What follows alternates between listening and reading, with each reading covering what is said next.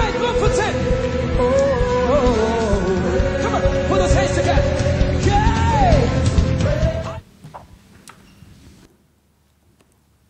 J'espère que ça va bien chez les uns et les autres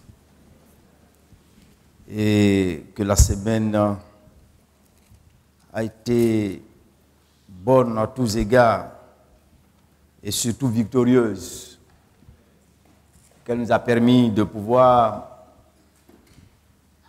réjouir le cœur de notre Dieu, parce que notre joie découle de notre satisfaction que Dieu est réjoui de nous et Dieu est content de nous. Et si Dieu est content de nous, il déverse dans nos cœurs sa joie et sa paix par le Saint-Esprit.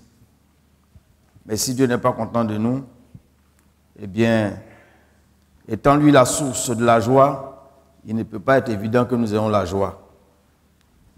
Je voudrais, dans la ligne directrice qui est la nôtre, en cette année où nous voulons retourner aux anciens sentiers, dans le droit fil de ce que nous avons eu comme enseignement depuis le début de l'année, aborder dans la logique la question relative à la raison d'être de l'accomplissement ou bien de la mise en place par Dieu d'une œuvre de salut pour les hommes.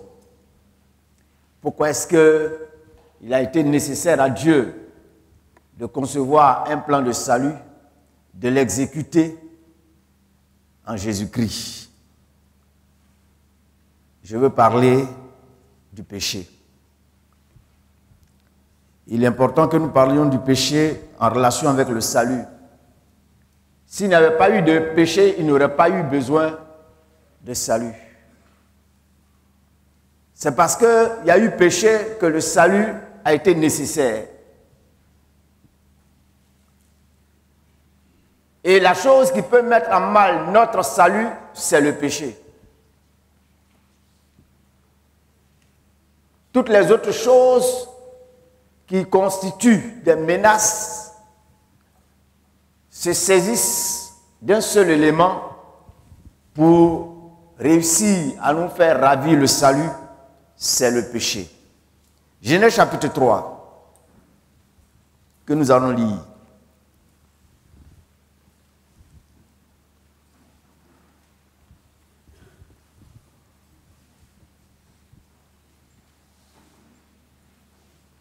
Je sais que vous savez beaucoup de choses par rapport au péché. Je vais faire un rappel succinct. Le serpent était le plus rusé de tous les animaux des champs que l'Éternel Dieu avait fait. Il dit à la femme, Dieu a-t-il réellement dit, vous ne mangerez pas de tous les arbres du jardin? La femme répondit au serpent, nous mangeons du fruit des arbres du jardin. Mais quant au fruit de l'arbre qui est au milieu du jardin, Dieu a dit, vous n'en mangerez point et vous n'y toucherez point. Rectificatif. Venons-en au chapitre 2, verset 16. L'Éternel Dieu donna cet ordre à l'homme, tu pourras manger de tous les arbres du jardin, mais tu ne mangeras pas de l'arbre de la connaissance du bien et du mal, car le jour où tu en mangeras, tu mourras. Dieu n'a pas dit si vous touchez. Je voulais faire ce rectificatif. Alors le serpent, verset 4, dit à la femme, vous ne mourrez point. Mais Dieu sait que le jour où vous en mangerez, vos yeux s'ouvriront et que vous serez comme des dieux, connaissant le bien et le mal. La femme vit que l'arbre était bon à manger et agréable à la vue, et qu'il était précieux pour ouvrir l'intelligence. Elle prit de son fruit et en mangea. Elle en donna aussi à son mari qui était auprès d'elle, et il en mangea. Les yeux de l'un et de l'autre s'ouvrirent. Ils connurent qu'ils étaient nus. Ayant cousu des feuilles de figuier, ils s'en firent des ceintures. Alors ils entendirent la voix de l'Éternel Dieu qui parcourait le jardin vers le soir. Et l'homme et sa femme se cachèrent loin de la face de l'Éternel Dieu, au milieu des arbres du jardin. Mais l'Éternel Dieu appela l'homme et lui dit, « Où es-tu » Il répondit, « J'ai entendu ta voix dans le jardin et j'ai eu peur, parce que je suis nu et je me suis caché. » Il ne dit pas à Dieu, « J'ai mangé ce que tu as dit n'est pas mangé. » Il dit, « C'est parce que je suis nu. » Mensonge. Voilà. Et l'Éternel Dieu dit, « Qui t'a appris que tu es nu? Est-ce que tu as mangé de l'arbre dont je t'avais défendu de manger? » L'homme répondit, toujours botte en touche, « La femme que tu as mise auprès de moi m'a donné de l'arbre et j'en ai mangé. Donc, si j'ai mangé, c'est parce que tu as mis la femme là à côté de moi. Si tu ne l'avais pas mise, elle n'aurait pas été pour moi un instrument de tentation. » J'explique quoi? Sa pensée. Et l'Éternel Dieu dit à la femme, « Pourquoi tu fais cela? » La femme répondit, « Le serpent m'a séduite et j'en ai mangé. » L'Éternel Dieu dit au serpent, « Puisque tu as fait cela, tu seras maudit en tout le bétail et en tous les animaux des champs. Tu marcheras sur ton ventre et tu mangeras de la poussière tous les jours de ta vie. Je mettrai inimitié entre toi et la femme, entre ta postérité et sa postérité, et celle-ci t'écrasera la tête et tu lui blesseras le talon. » Le premier à être sanctionné, c'est le diable.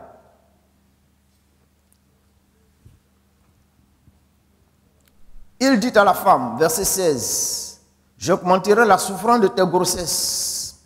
Tu enfanteras avec douleur et tes désirs se porteront vers ton mari, mais il dominera sur toi. Et dit à l'homme, puisque tu as écouté la voix de ta femme et que tu as mangé de l'arbre au sujet duquel je t'avais donné cet ordre, tu n'en mangeras point. Le sol sera maudit à cause de toi.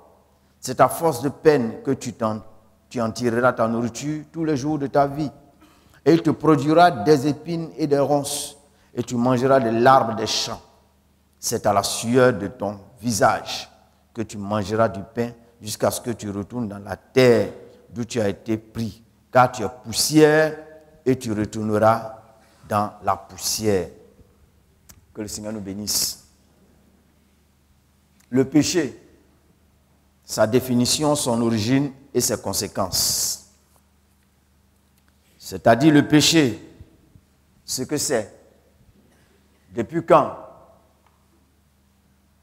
il est parvenu à entrer dans le monde et qu'est-ce qui en découle? Qu'est-ce qu'il provoque? Qu'est-ce qu'il engendre? Ainsi donc, après avoir abordé le sujet sur la sotériologie ou bien le salut, et il est important que nous puissions parler du péché. C'est vrai que en abordant le sujet sur le salut, il y a eu des clins d'œil qui ont été faits sur le péché, mais ce matin, c'est le sujet spécifique qui va nous occuper.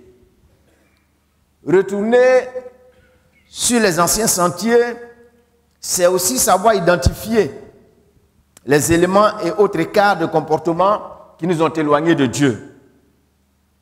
Et prendre la résolution de nous en éloigner, cela avec la grâce de Dieu. Qu'est-ce qui fait qu'il est nécessaire de retourner aux anciens sentiers? C'est parce qu'on les a abandonnés. Et abandonner les anciens sentiers, ça veut dire qu'on a pris de mauvaises directions. On s'est engagé dans des choses qu'il ne faut pas. On s'est accoutumé à des faits, à des actes, à des comportements, à des manières de faire qui sont proscrits par le Seigneur. Et il s'agit de prendre la résolution de tourner le dos à ce type de comportement, à ces écarts de conduite. Et avec la grâce de Dieu, revenir à ce qui est bon, à ce qui est convenable. Je dis bien avec la grâce de Dieu, en ce sens que si dans tous les aspects de notre vie, nous avons besoin de la grâce de Dieu, il apparaît plus qu'impérieux en ce qui concerne le péché d'avoir la grâce de Dieu. Nous avons besoin de la grâce de Dieu si nous voulons sortir d'une situation inconfortable, d'une situation qui n'est pas convenable devant Dieu et qui s'apparente au péché. Parler du péché aujourd'hui, c'est peut-être être un peu en porte-à-faux avec la tendance générale. Dans certaines églises, on a proscrit le mot péché. On appelle le péché faiblesse. On appelle le péché... on essaie de relativiser les choses. À la limite, c'est comme si on voulait accabler les gens en parlant de péché. Il ne faut pas accabler les gens, il ne faut pas les juger. Parce qu'on leur donne des excuses, on leur prête des excuses. On veut faire croire que tout le monde il est bon, tout le monde il est gentil. Et chacun a reçu une éducation. Il ne faut pas insulter les gens. Et surtout quand, par exemple, on se connaît et on connaît le comportement des uns et des autres, eh bien, certains ont tout fait de dire, c'est sur moi il a prêché. Comme il connaît ceci, cela de moi, c'est pourquoi il parle comme ça. Et donc, quand on est englué dans ce genre de choses, ce n'est pas facile. Et c'est ce qui fait que, de plus en plus, malgré le fait que l'évangile est prêché et abondamment prêché, il y a comme une certaine résistance du péché, il y a comme un certain foisonnement au niveau du péché, et ce qui fait que, en réalité, l'Église n'est plus le socle de la sainteté, le lieu de promotion de la sainteté, le lieu où véritablement la sainteté est mise en relief. C'est d'autres valeurs, c'est d'autres choses qui sont véhiculées. La prospérité, la grandeur, l'élévation. Et c'est sur ces choses-là. Mais il faut parler du péché. Et pour que les gens sortent du péché, il faut la grâce de Dieu. Jésus a dit dans Jean 15, verset 5, « Je suis le cep, vous êtes les sarments. Celui qui demeure en moi et en qui je demeure porte beaucoup de fruits. Car sans moi, vous ne pouvez rien faire. Sans moi, vous ne pouvez rien faire. » Dans tous les domaines, nous avons besoin de la grâce de Dieu. Et encore plus dans le domaine du péché. Dans Jérémie chapitre 13, verset 23, il est dit, « Un Éthiopien peut-il changer sa peau et un léopard ses taches? De même, pourriez-vous faire le bien, vous qui êtes accoutumés à faire le mal. » Ce n'est pas évident à l'homme de changer ses accoutumances. Ce n'est pas évident à l'homme de changer son comportement. L'homme peut prendre des résolutions, mais sans la grâce de Dieu, l'homme n'y parviendra jamais. Le péché constitue la plus grande menace qui peut hypothéquer notre salut. En effet, ni les hommes, ni les démons, et le monde avec son système de valeurs ne constituent fondamentalement les principales menaces que nous nourrissons et entretenons dans notre cœur, qui nous fait courir le risque de perdre notre salut. C'est ce que nous nourrissons à nous-mêmes, qui nous fait courir le risque de perdre notre salut. Jésus a dit dans Jean 14, verset 30, « Je ne parlerai plus beaucoup avec vous. » Il parlait à ses disciples. « Car le prince du monde vient et il n'a rien en moi. » Car le prince du monde vient et il n'a rien en moi. Il veut parler du diable. Qu'est-ce qui a permis à Jésus d'avoir la victoire à la croix? C'est parce que Satan n'avait rien en lui. C'est-à-dire le mensonge. Toutes les fourberies. Tout cela n'était pas en Jésus. Et parce que cela n'était pas en Jésus, Jésus a été victorieux. Je vais te dire ce matin, tu peux mener une vie de victoire. Mener une vie de victoire, ce n'est pas une question illusoire. C'est réel. C'est évident. Je vais te dire ce matin que ta vie, tu dois la percevoir comme étant en sécurité. Et si tu veux être en sécurité, la seule chose dont tu as besoin, c'est de t'accoutumer à marcher dans la sainteté. Si tu marches dans la sainteté, ni les hommes, ni les démons, ni la hauteur, ni la profondeur ne pourront nuire à ta stabilité spirituelle. Parce que l'élément qui est comme l'aimant, qui attire le diable, qui est comme le fer, c'est le péché. Si le péché n'est pas en toi, va te coucher, dors tranquille. Va où tu veux, marche ton chemin. Sois tranquille. Personne ne peut te nuire. Cela est important de le dire.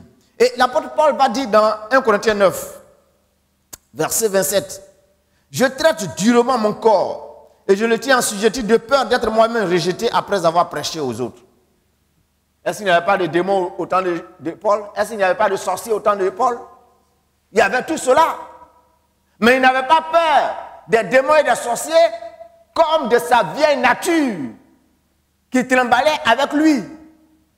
La vieille nature déchue. La nature pécheresse que nous avons héritée de notre père Adam et de notre mère Ève. C'est ça la principale menace. Que le Seigneur nous aide. Alors, le péché, c'est quoi? C'est quoi le péché? Allons-y à ce qui est littéral. Le mot péché dans les langues qui ont été utilisées pour traduire la Bible signifie littéralement manquer une cible ou un objectif. En d'autres termes, manquer le but que sont les normes parfaites établies par Dieu.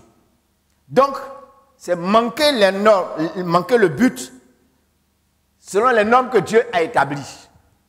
Dieu a établi des normes, Dieu a établi des principes. Et le péché consiste à aller à l'encontre de ces normes et de ces principes que Dieu a établis. C'est tout ça, le péché.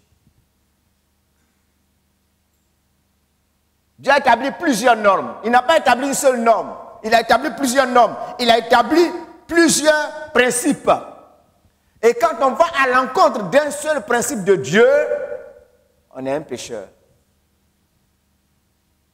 C'est pourquoi la Bible dit, tous ont péché et sont privés de la gloire de Dieu. Il n'y a pas un seul péché. Il y a plusieurs péchés. Parce qu'il y a plusieurs règles et il y a plusieurs normes établies par Dieu. On est là ce matin. Je voudrais avoir la fierté de voir quelqu'un lever la main pour dire, moi je ne suis pas pécheur.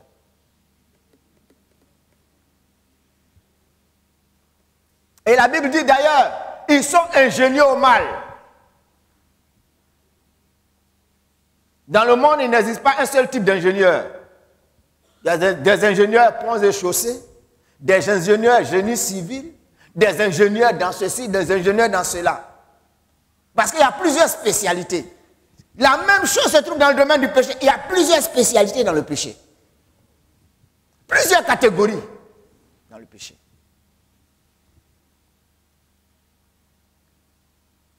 Il y a péché parce qu'il y a norme établie par Dieu. Il y a péché parce qu'il y a règle établie par Dieu.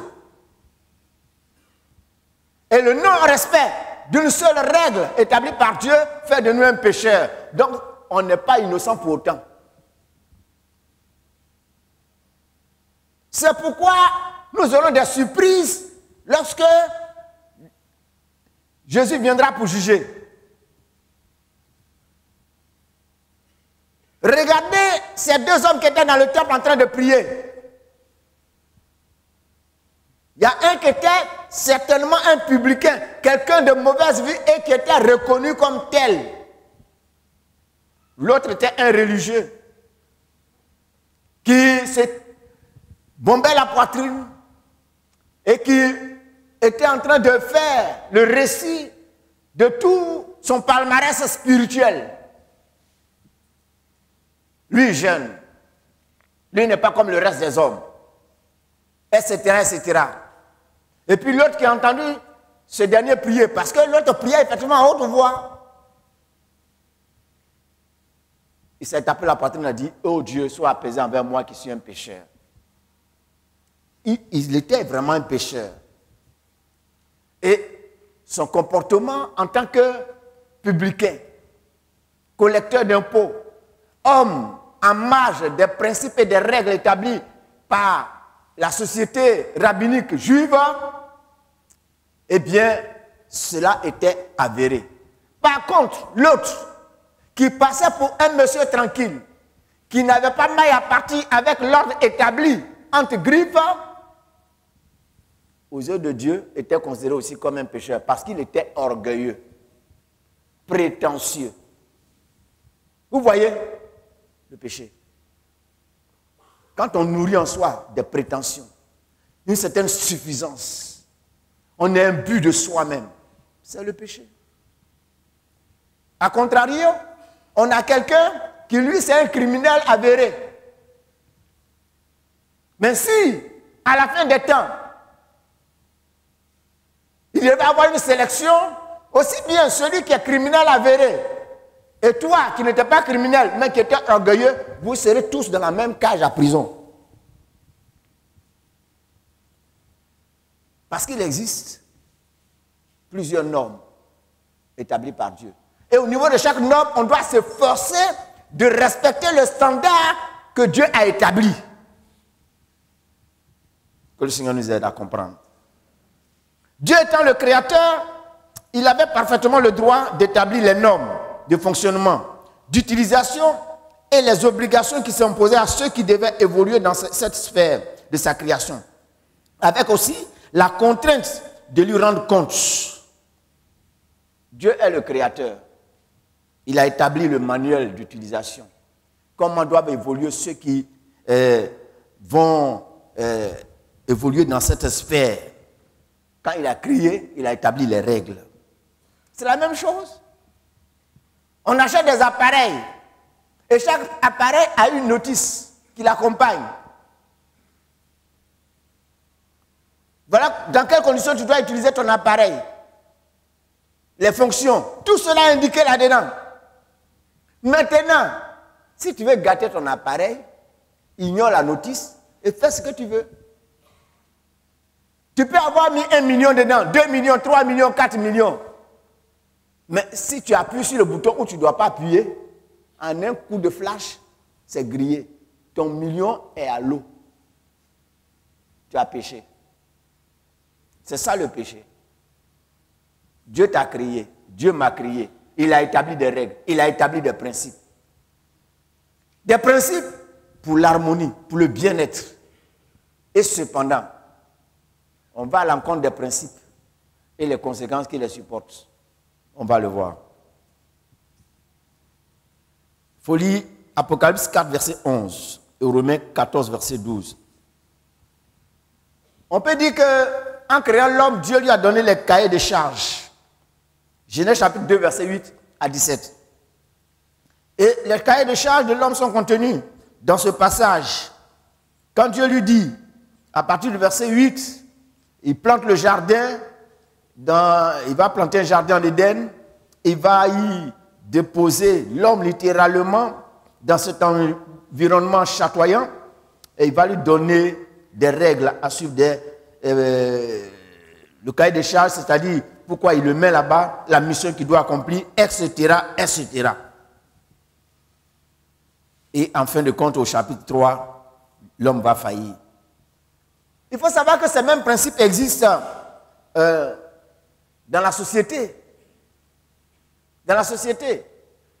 Vous arrivez dans l'entreprise, quelqu'un a créé son entreprise et vous embauche. Quand vous arrivez, vous faites l'entretien, on vous dit, bon monsieur, voilà le travail que vous devez faire, voilà votre matériel de travail, dans quelles conditions vous devez utiliser ce matériel.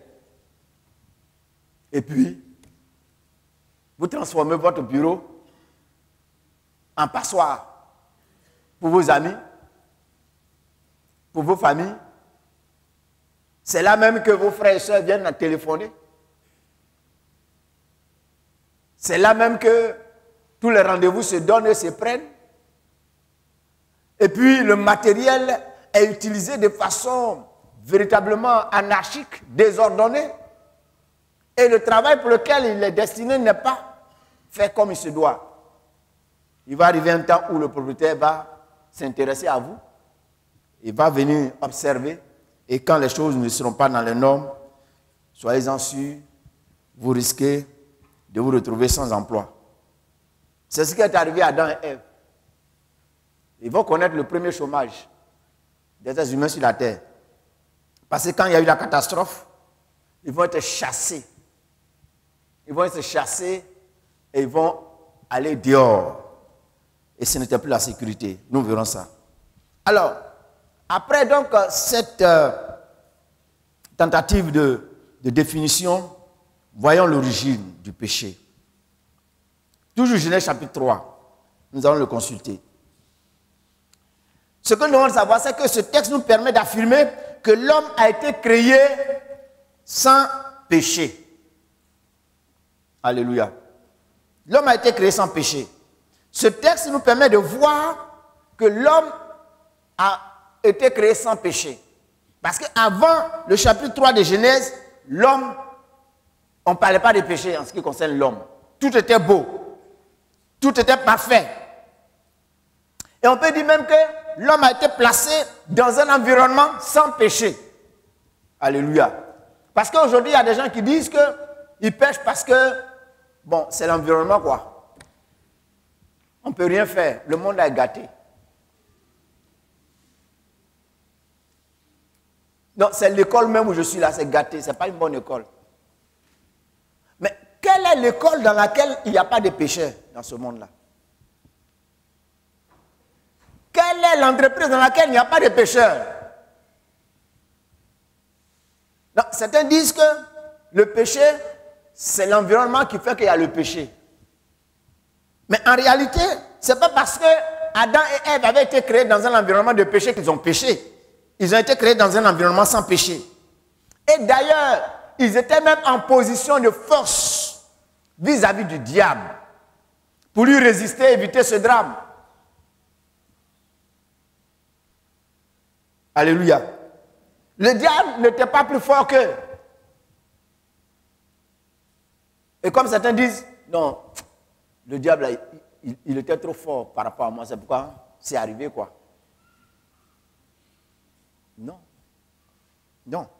Je peux dire même que, étant en Jésus, racheté par le sang de Jésus, nous avons été restaurés, nous avons été recréés. Et donc nous sommes originellement en position de force pour résister au diable aujourd'hui. Un chrétien rempli du Saint-Esprit, le diable a peur de lui. Alléluia. Un chrétien rempli du Saint-Esprit, le diable a peur de lui. Un chrétien rempli du Saint-Esprit et qui marche dans la sainteté, le diable a peur de lui.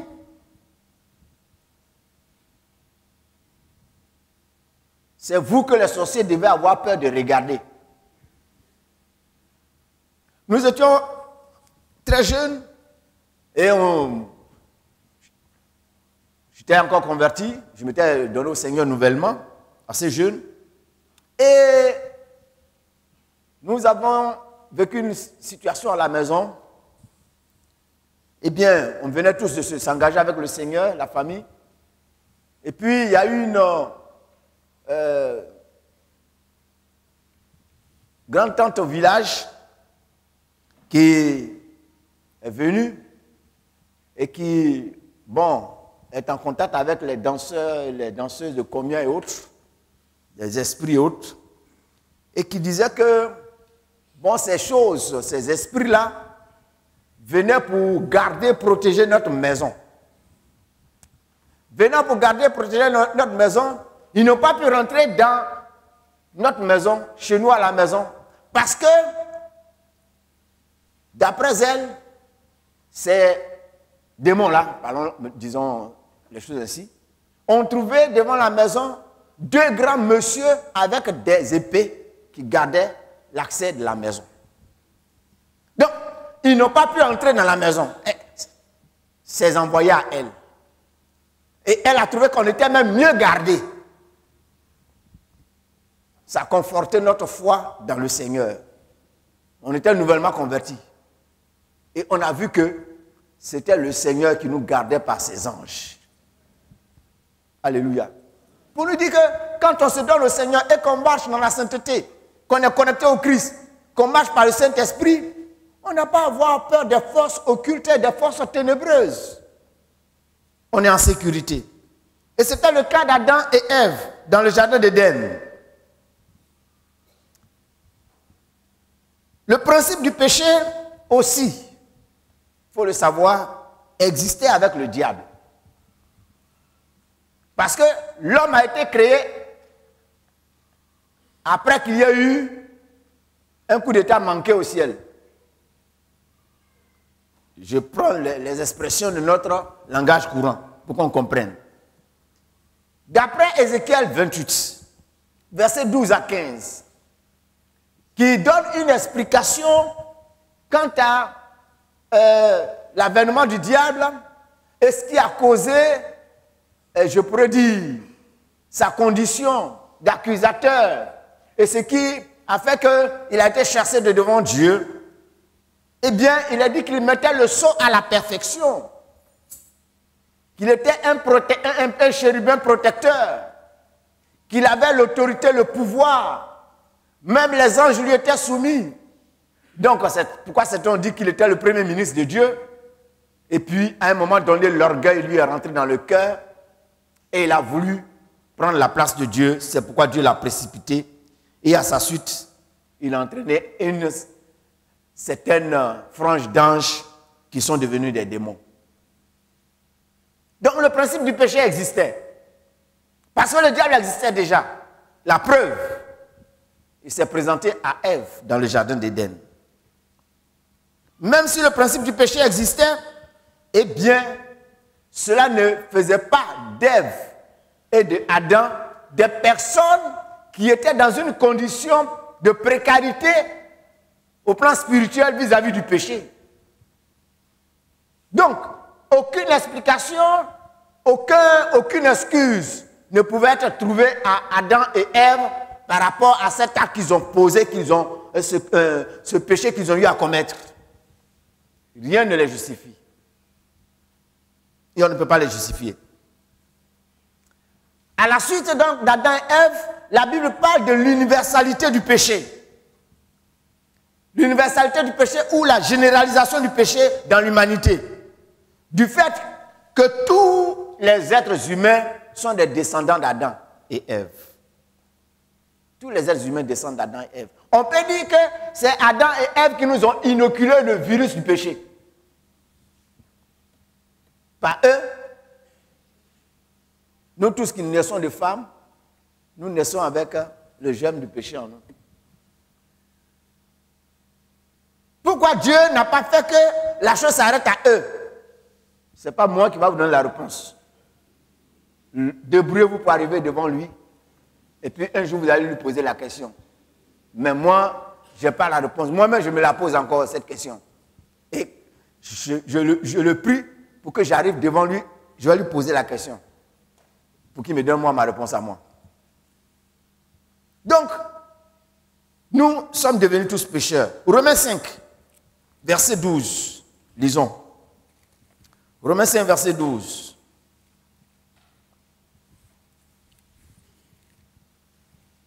Il est écrit, c'est pourquoi comme par un seul homme, le péché est entré dans le monde, et par le péché la mort, et qu'ainsi la mort s'est étendue sur tous les hommes, parce que tous ont péché.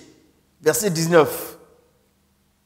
Car, comme la désobéissance d'un seul homme, car comme par la désobéissance d'un seul homme, beaucoup ont été rendus pécheurs, de même par l'obéissance d'un seul, beaucoup seront rendus justes. Par la désobéissance d'un seul, tout le monde est devenu pécheur.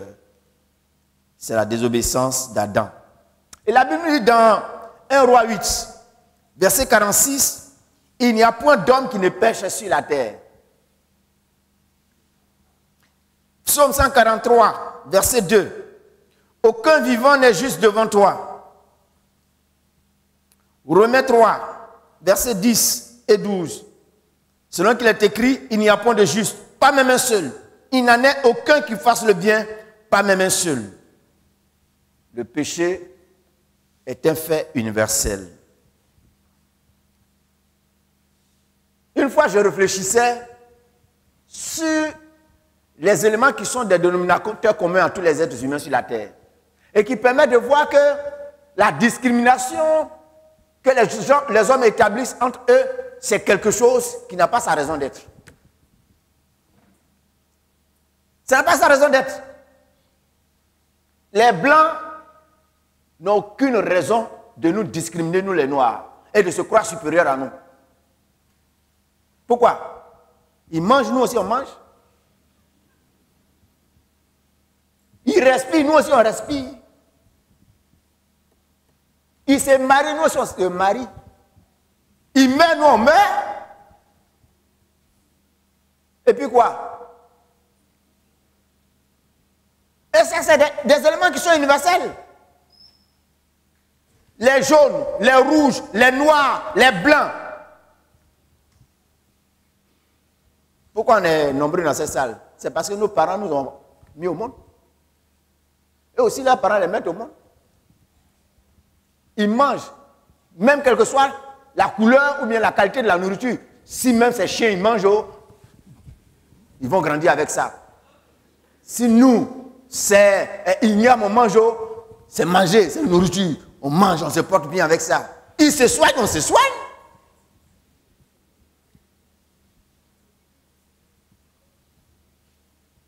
Et en plus, ils pêchent, nous aussi on pêche.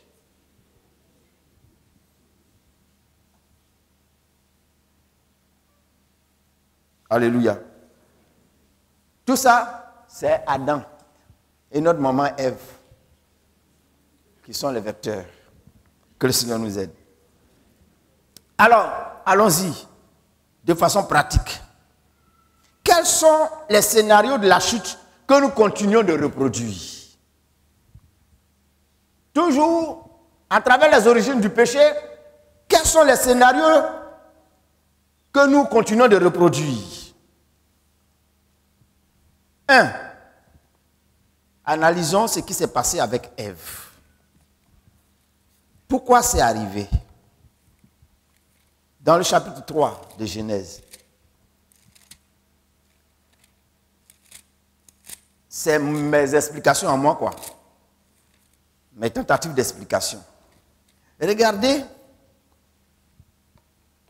quand j'ai examiné le texte, je me suis rendu compte d'une chose. C'est parce que Ève se trouvait à côté de l'arbre là.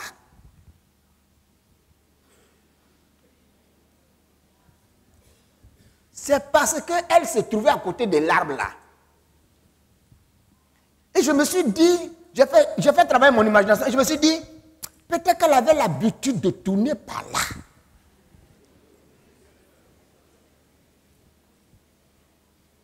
Oui. Est-ce que vous pensez que si c'était la première fois que Ève passait par là, le bonhomme là, ça allait tirer son attention? Non. Je me suis dit qu'elle avait l'habitude. Et elle s'attardait un peu trop à côté de l'arbre là.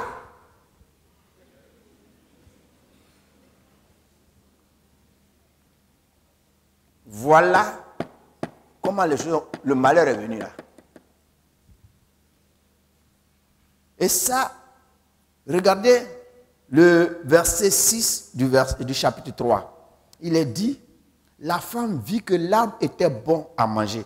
Vous croyez que si elle se trouvait à 5 km, elle allait voir que l'arbre était bon? Non. Elle était à côté.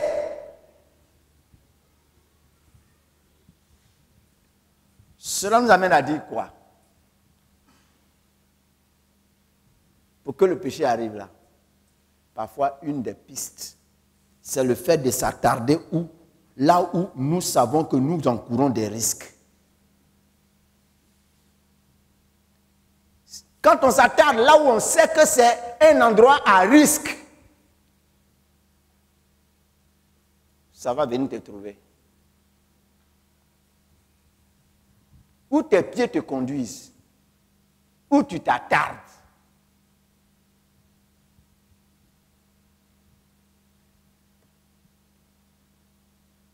Tu es toujours dans le coin.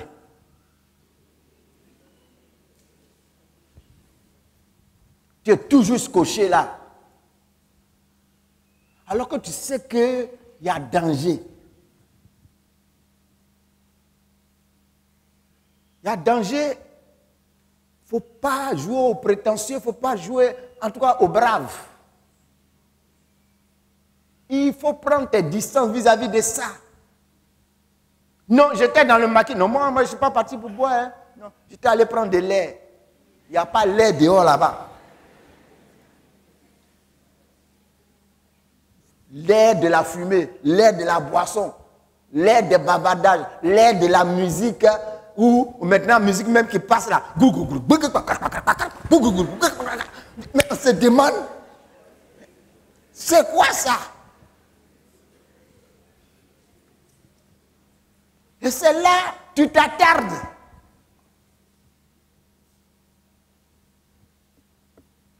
Que le Seigneur nous aide.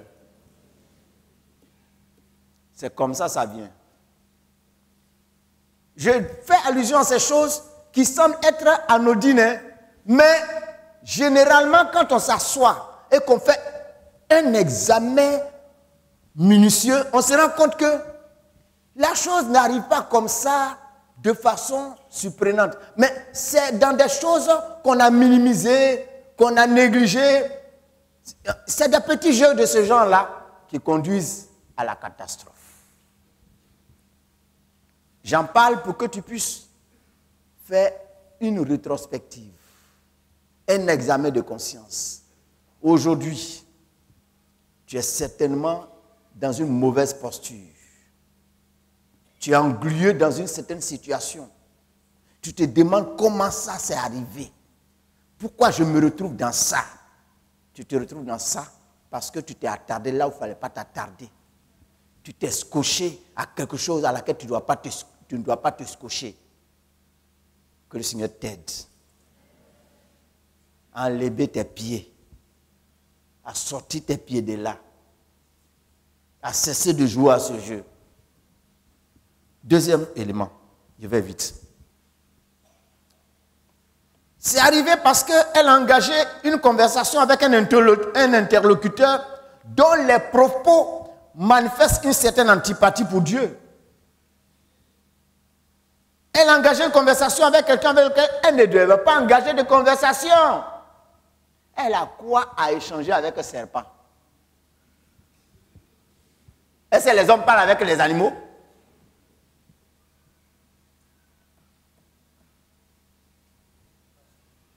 Son mari ne lui suffit pas pour causer.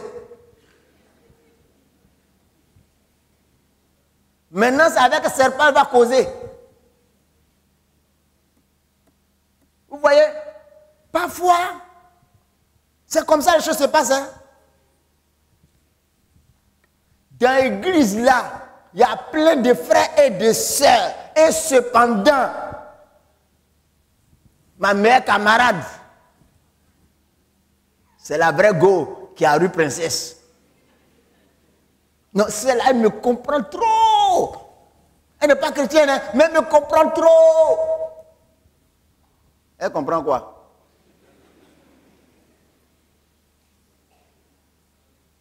Avec elle, tu te donnes à cœur joie dans toutes les conversations.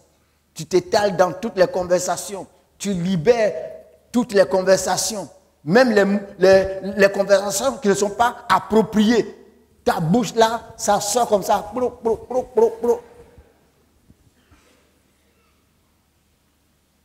C'est ça. Et quand elle écoute le gars, ce qu'il dit, c'est en contradiction. Il met Dieu en porte-à-faux avec Ève et Adam. Dieu lui-même sait que si vous mangez ça, vous n'allez pas mourir. Il sait que si vous mangez ça, c'est parce qu'il ne veut pas que vous deveniez comme des dieux. Il est en train de vous empêcher de voler. Il est en train d'œuvrer à l'encontre de vos intérêts. Que le Seigneur nous aide. Dans la Bible, dans le psaume 1er, il est dit quoi? Que nous connaissons bien. Lisons-le. Le psaume 1er. Heureux l'homme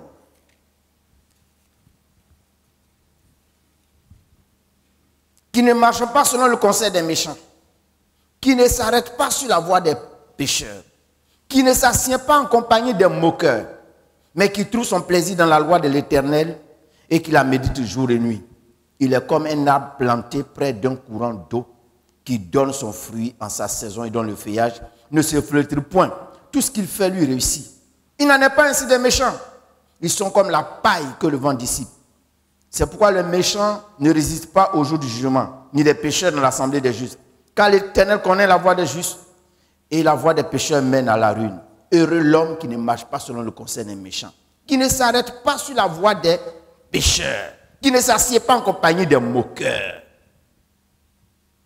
Chers frères, chères sœurs, il faut savoir que il y a des personnes avec lesquelles nous ne devons pas faire chemin, nous ne devons pas faire route. Il faut le savoir. Ce n'est pas de la discrimination. Nous ne les méprisons pas. Au contraire, nous les aimons. Mais nous avons obligation de prendre notre distance vis-à-vis d'eux. Nous devons éviter une certaine affinité. Excusez-moi, je vais prendre un exemple personnel. Avant que je me convertisse, j'avais un groupe d'amis. Nous étions inséparables. On sortait ensemble. On pouvait sortir le matin à 9h, on rentrait à 1h du matin pendant les vacances. Et on faisait tout ce que vous pouvez imaginer. On était liés. Et puis, c'est dans ça que je me donne au Seigneur. Je me donne au Seigneur. Dans le quartier, il n'y a pas d'église assemblée de Dieu. Nous, on était à Yopougon, on devait aller à Gamé. Un jeune homme qui ne travaille pas encore, tout ça. Il faut avoir les moyens. Aller faire réunion à Gamé. Pour revenir à quelle heure? C'était difficile. Et quand je me suis donné au Seigneur, Dieu m'a donné un réflexe. Il fallait voir mes amis pour leur dire que j'avais changé et que je n'étais plus le même. C'est comme si je leur lançais le défi. Je suis là, rencontré, on s'est croisés et je leur ai dit, les amis, j'ai changé de vie. Maintenant, je ne suis plus comme avant. Je ne serai plus avec vous. Ils m'ont regardé, ils m'ont dit, mais toi, non, on ne croit pas. Toi, tu ne peux pas, on te connaît trop. Tu ne peux pas. J'ai dit, on va voir. Ils ont dit, on va voir. Ça a duré 2 semaines. Quand ils me voient, c'est pour aller faire les courses de mes parents dans le quartier. Quand ils me voient, ils disent, ah, salut les chrétiens. Je dis, salut les gars. Je passe mon chemin. Au bout de 3 mois, quand ils me croisent maintenant, les gars, son affaire là devient sérieux. Hein? Ah oui, sérieux. Mais en ce moment-là, qu'est-ce que j'ai décidé de faire? J'ai décidé de rester à la maison. J'étais à la maison, seul à la maison. Parce qu'il n'y avait pas de frères dans le quartier. Je restais seul à la maison. Mon compagnon, c'était la Bible. Et tous les documents qui parlaient de la Bible, je lisais, je priais le Seigneur. J'aimais bien écouter la musique du monde. Il n'y avait pas fréquence de vie comme aujourd'hui. Il n'y avait pas cassette, CD. Je me suis coupé de tout ça. Ce que j'écoutais, c'était les informations. Terminé. Ma Bible, les livres, ma prière. Je suis à la maison, tranquille. Et cependant, il y avait une joie dans mon cœur. Il y avait une satisfaction dans mon cœur. Parce que je savais ce qu'il y avait dehors. Et quand j'allais dehors et que je revenais, je savais le creux et le vide qui était dans mon cœur. Par contre, en restant à la maison avec Jésus dans le cœur, j'étais tranquille et j'étais heureux. Chers amis, ne pensez pas que ce sont ces personnes-là qui n'ont pas la crainte de Dieu, avec lesquelles tu passes le plus clair de ton temps. Ce n'est pas ça qui est important. Ce n'est pas ça qui va te satisfaire. Ce qui va te satisfaire, c'est que tu sois en harmonie avec ton Créateur. Même si tu dois être en porte-à-faux avec les gens avec lesquels jusque-là tu es accoutumé, fais-le. Parce que ta paix en dépend. Ta joie en dépend. Ton bonheur en dépend. Que le Seigneur nous aide à comprendre. Dans 2 Corinthiens chapitre 6, versets 14 à 18, il est dit ceci. Ne vous mettez pas avec les infidèles sous un joug étranger. Car quel rapport y a-t-il entre la justice et l'iniquité? Ou qu'y a-t-il de commun entre la lumière et les ténèbres? Quel accord y a-t-il entre Christ et Bélial? Ou quelle part a le fidèle avec l'infidèle? Quel rapport y a-t-il entre le temple de Dieu et le temple des idoles? Car nous sommes le temple du Dieu vivant. Comme Dieu l'a dit, j'habiterai et je marcherai au milieu d'eux. Je serai leur Dieu, ils seront mon peuple. C'est pourquoi sortez du milieu d'eux et séparez-vous, dit le Seigneur. Ne touchez pas à ce qui est impur et je vous accueillerai. Vous serez pour moi, je serai pour vous un père et vous serez pour moi des fils et des filles, dit le Seigneur Tout-Puissant. Chers frères, chères sœurs, cela est important de le réaliser aujourd'hui. Aujourd'hui, il y a des chrétiens et des chrétiennes qui sont prêts à faire des compromis avec le monde. Par exemple, dans le domaine du mariage, parce que je suis à l'église, je ne trouve pas l'âme sœur entre griffes. Alors je vais me débrouiller. Et puis je vais trouver quelqu'un. Et puis je vais l'amener à l'église comme si c'est toi-même qui vas convertir quelqu'un. On a vu des gens qui se sont fiancés à l'église et qui, après la nuit de noces, le matin, la fiancée leur dit, on va aller le matin à l'église, on va aller remercier les frères et les sœurs à l'église. Et dit, moi, partez à l'église. Pourquoi faire?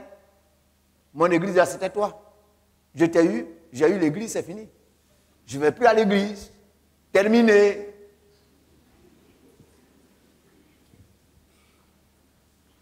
Que le Seigneur nous aide à comprendre. Et puis, c'est le début de la galère, le commencement des tribulations et de toutes sortes d'amertumes. Que le Seigneur nous aide. Troisième élément qui a fait que les choses se sont gâtées. Regardez le verset 6 toujours. Quand il lui a parlé, la femme vit que l'arbre était bon à manger et agréable à la vue, et qu'il était précieux pour ouvrir l'intelligence. Elle prit de son fruit et en mangea. Que l'arbre était bon à manger et agréable à la vue. Donc, quand le diable a dit que Dieu lui-même sait que le jour où vous allez manger, vous allez devenir comme de Dieu.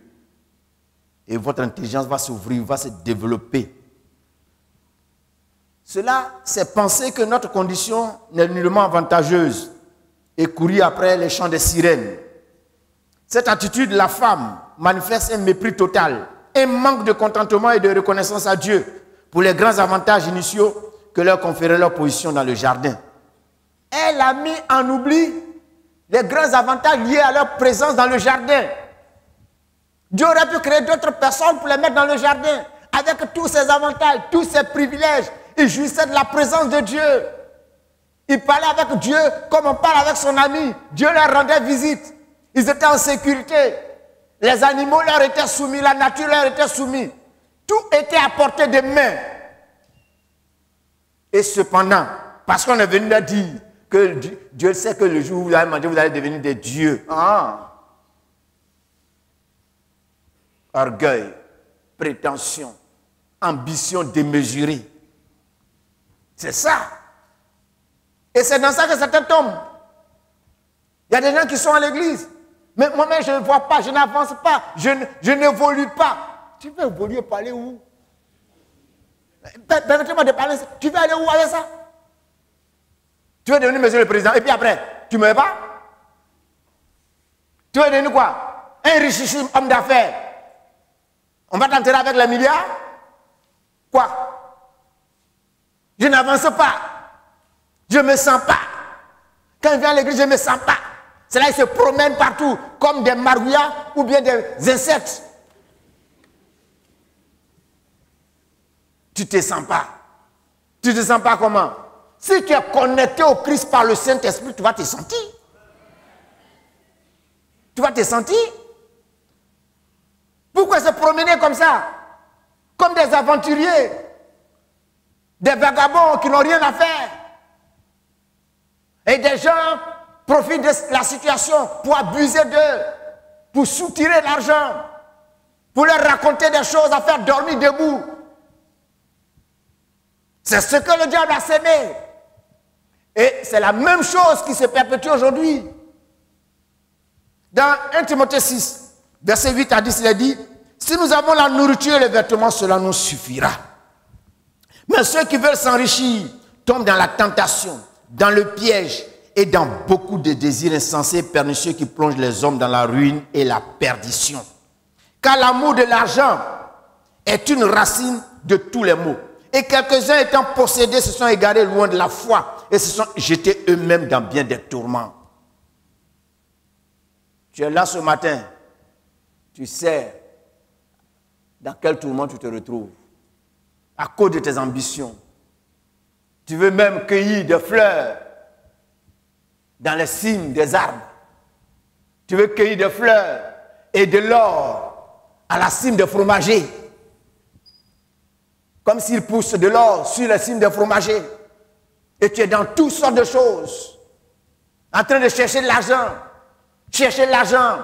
Tu cherches la gloire, la gloire, la gloire. La popularité, la puissance, l'élévation. Et pour ça, tu es induit en erreur par le diable. Et tu sais à quoi, dans quoi tu trafiques aujourd'hui. Tu sais à quel type de trafic tu te livres pour arriver à tes fins. Il y a des frères et des sœurs qui peuvent être bénis, mais pas de la bénédiction qui vient de l'Éternel. Parce que la Bible dit que la bénédiction de l'Éternel, c'est elle qui enrichit et elle n'est suivie d'aucun chagrin. Mais il y a des gens qui sont riches et qui ont dans le cœur des chagrins, l'amertume. Parce que quand elles se couchent, quand elles ferment les yeux, elles se rendent compte elles-mêmes des compromis dans lesquels elles se sont engagées pour parvenir à leur fin.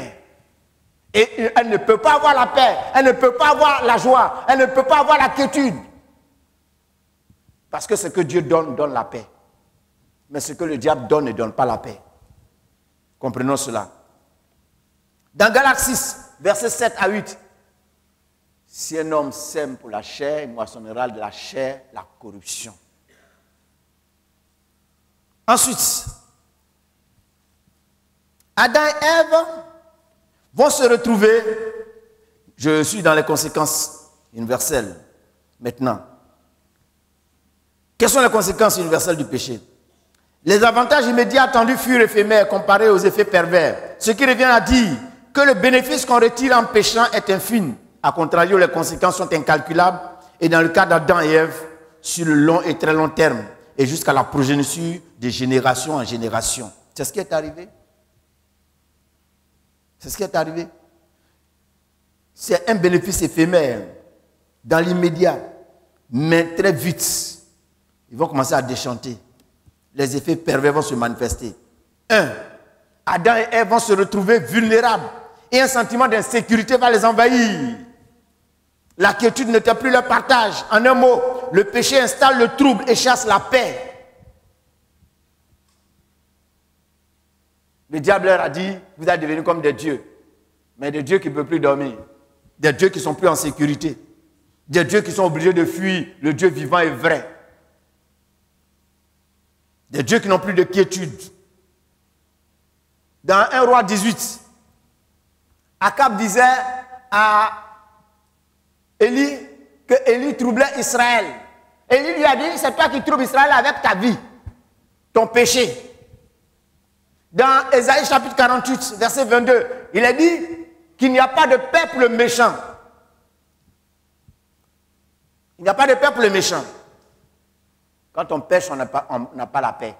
Ce matin, sois réconcilié avec ton Créateur.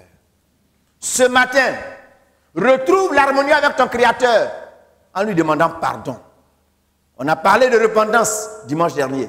Rentre en toi-même et reconnais tes faits et gestes. Reconnais la direction que tu as prise. Et cette direction qui te vaut aujourd'hui tant de troubles, tant d'angoisse, tant de tourments. Ce n'est pas la prière de quelqu'un qu'il te faut. Ce n'est pas des prophètes qu'il te faut. Ce qu'il te faut, c'est l'humiliation devant ton Dieu. Ce qu'il te faut, c'est la repentance devant ton Dieu. Ce qu'il te faut, c'est que tu reconnaisses là où tu es tombé. Parce que si tu continues de couver ces œufs de basilic, tu n'auras pas de paix. Tu ne sentiras pas la sécurité dans ta vie. Et comment, quel paradoxe que d'être, se dit enfant de Dieu, être dans la communauté des enfants de Dieu et ne pas cependant goûter à ce qui est essentiel, Qu'est-ce qui est essentiel pour un enfant de Dieu? Ce qui est essentiel pour un enfant de Dieu, c'est la paix. Ne vous inquiétez de rien. Mais en tout chose, faites connaître tous vos besoins à Dieu par des prières et des supplications avec des actions de grâce. Et la paix de Dieu qui surpasse toute intelligence gardera vos cœurs et vos pensées en Jésus-Christ. Oh mon ami, qu'il est beau d'être en paix et en harmonie avec son Créateur. Heureux l'homme à qui l'Éternel n'impute pas le péché. Tu n'es pas heureux. Ce n'est pas parce que tu n'as pas l'argent. Hein? Ce n'est pas parce que tu n'as pas des millions. Ce n'est pas parce que tu n'as pas de travail.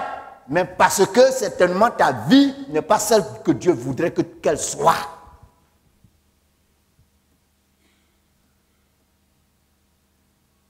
Adam et Ève ont mangé. C'était doux. Et après, c'est devenu amer. Le péché les a conduits à fuir la présence de Dieu. Parce que le péché brise l'harmonie entre l'homme et Dieu. Et le conduit à rechercher des solutions illusoires à des situations dont Dieu détient la clé de règlement. Et regardez, quand ils ont péché, ils vont se constituer des feuilles pour se couvrir. Couvrir leur nudité. Ça, c'est une utopie. Ce n'est pas ça la solution. Ce n'était pas la solution. Et souvent, quels sont ces habits de feu que nous nous construisons? C'est les habits de la religion. On est dans la religion. On peut avoir un certain zèle. Les gens se couvrent avec le zèle de la religion, qui est une forme d'habit de feu pour masquer leur laideur spirituelle et morale devant Dieu. Cependant, Dieu, lui, il a sa solution. Il tue un animal et il le revêt avec la peau de l'animal. C'est une anticipation de l'annonce du sacrifice que le Christ allait accomplir à la croix afin de sauver l'humanité, de racheter l'humanité, de pardonner l'humanité de ses péchés. Ce que je voudrais te dire, tes feuilles que tu as cousues pour te couvrir, ton masque que tu portes pour te couvrir, abandonne cela. Viens au pied de la croix. Reconnais ce que tu es devant Dieu. Retourne à ton Créateur. Demande-lui pardon. Et le sang de Jésus va te purifier. Le sang de Jésus va te laver. Le sang de Jésus va te réconcilier avec Dieu. Et en ce moment-là, tu vas retrouver la paix que Dieu donne. Ce matin, je suis là pour te dire que tu as besoin de paix. Et je sais que tu as besoin de paix. Je sais que tu n'es pas en paix. Je sais que tu n'es pas heureux. Et comment voulez-vous être heureux? Comment voulez-vous qu'un être humain soit heureux en étant déconnecté de son Créateur? Tu viens 10 000 fois à l'église. Tu parcours les églises. Mais cependant, tu n'as pas l'essentiel. L'essentiel, c'est la paix que donne l'homme qui est pardonné par le sang de Jésus. Ce matin, je veux t'inviter à Jésus. Je veux t'inviter à la croix. Je veux t'inviter à te réconcilier avec Dieu en Jésus-Christ. Je veux t'inviter à avoir la solution à tes feuilles de figuier dont tu t'es cousu pour te couvrir et qui cependant ne réussissent pas à résoudre ton problème. Je veux te dire que Jésus est là. Je veux te dire que Jésus est présent. Je veux te dire que Jésus est ta solution. Viens à Jésus. Reçois-le comme ton Seigneur et ton Sauveur personnel. Lui seul va pardonner tes péchés et libérer ta conscience de ces accusations, de ces choses qui te poursuivent dans tes rêves et dans ton sommeil. Viens à Jésus. Enfin, il faut que je termine. Le péché a perturbé l'harmonie dans le couple, Adam et Ève. Il va installer un climat conflictuel. C'est les accusations. C'est la femme que tu as créée. Si elle n'était pas là, cela n'allait pas arriver. J'ai vécu une expérience lorsque je suis parti à Dubaï. Mon guide, qui est chrétien, on parlait, on échangeait, et souvent il y a un langage qui ressortait de sa bouche. Il dit, en tout cas, la femme là, les femmes, en tout cas, vraiment, c'est comme si pour lui, les difficultés de foyer, c'est généralement les femmes. Généralement les femmes. Donc un jour, j'en avais tellement plein aux oreilles qu'un jour, je suis entré dans le débat avec lui. Je lui ai dit, mais vraiment, je ne suis pas d'accord avec ton langage. Hein. Excuse-moi, mais je ne suis pas d'accord. Mais quand on t'entend, tu fais croire que les problèmes dans le foyer, c'est les femmes. Non, les femmes, si tu as un peu et que tu leur donnes, ça va. Mais quand tu n'en as pas, elles ne te respectent pas. Je dis, c'est faux. C'est que femme là, tu n'as pas marié par amour. Et c'est que toi-même aussi, tu ne remplis pas tes obligations d'amour. La femme, ce n'est pas les millions qu'il faut. Ce n'est pas les milliards qu'il faut. La femme, ce qu'il lui faut, c'est l'amour. Alléluia.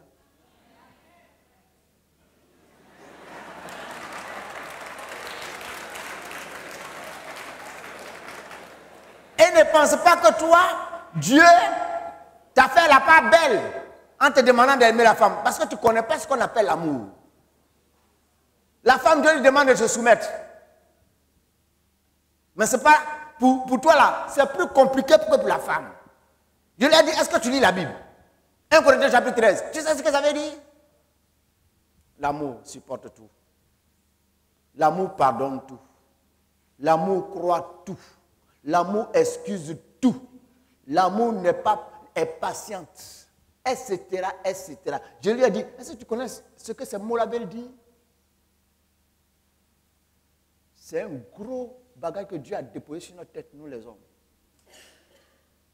Donc, je suis entré dans le débat. Et j'ai dit, il dit, mon papa, ça, c'est l'idéal. Il veut justifier. Il dit, non, ce n'est pas idéal. C'est ça ou c'est pas ça. Alléluia. Oui, l'harmonie est partie à partir du péché. Et un climat conflictuel sévit dans les familles. Généralement, quand vous rencontrez les couples, chacun se place en position de victime. Et l'autre en position de quelqu'un qui te fait subir toutes sortes de choses. Alors qu'en réalité, chacun est à la fois victime et coupable. Alléluia. Chacun a sa part de responsabilité. Et si nous voulons que véritablement les choses marchent, il faut que chacun accepte d'assumer sa part de responsabilité. On m'a envoyé un message où il semble qu'il y a dans un couple, tout le temps, c'était palabre. Tout le temps, c'était palabre. Alors, ils avaient un voisin, un couple voisin, qui, eux, apparemment, tout allait bien chez eux. Alors, le monsieur et madame qui ont dit, mais nous, on est toujours en train de faire palabre. Pourquoi chez eux, là même, on n'entend pas toujours les vacarmes de chez nous? Le monsieur va commencer à mener son enquête un matin, et ça va se placer, je ne sais où, et il observe le couple. Dans leur maison, madame avait acheté quelque chose qui avait de la valeur, elle a placé quelque part, elle a déplacé, et monsieur, par inadvertance, il a cassé. Sa femme arrive, et il se met à genoux, demande pardon à sa femme. Mon chéri, vraiment, excuse-moi, je sais que c'est quelque chose qui te tenait à cœur, tu as acheté, c'est cassé, pardon, tout ça. Sa femme aussi s'excuse. Elle se met à genoux et dit au monsieur, vraiment, moi aussi je te demande pardon. Parce que si moi-même j'avais mis à la bonne place, ça ne serait pas arrivé. Donc, il a été frappé par ça. Et il rentre chez lui à la maison. Sa femme lui dit, mais tu es allé les observer, il y a quoi là-bas? Et puis ça va bien.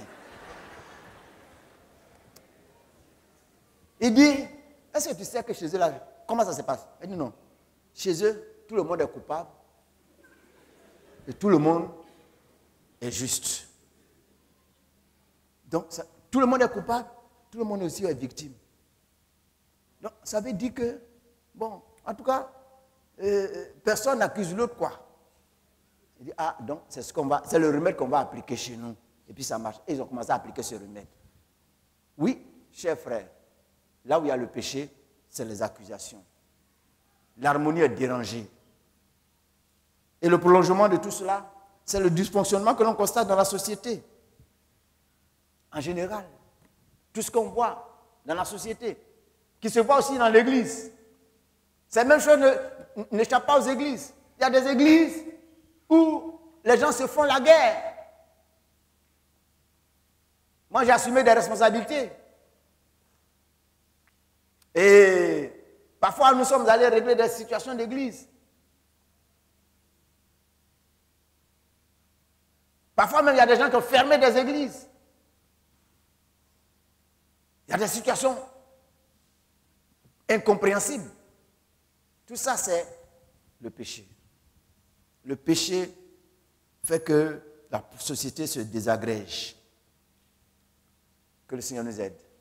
Je vais m'arrêter. C'est tout un long chapitre ce matin. Mais je voudrais, en terminant, dire qu'il y a eu péché, il y a eu conséquence.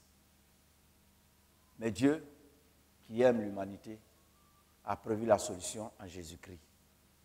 Et Jésus est la solution. C'est pourquoi il y a eu l'œuvre du salut. J'invite ceux qui n'ont pas encore accepté Jésus et qui sont encore sous l'emprise du péché. Parce que le péché, c'est une puissance. C'est une force. On l'a vu. Adam et Ève se sont cousus des habits de figuier, de feuilles, pour se couvrir. Ce qui n'était pas la bonne solution.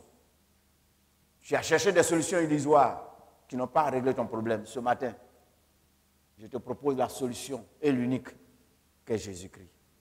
Mais à toi aussi qui es enfant de Dieu et qui a abandonné ton premier amour, qui a suivi un autre chemin, je t'invite à retourner sur le chemin de la sainteté, de la vérité et de la droiture, afin que tu connaisses à nouveau les joies d'être réconcilié avec ton Créateur. Prions le Seigneur.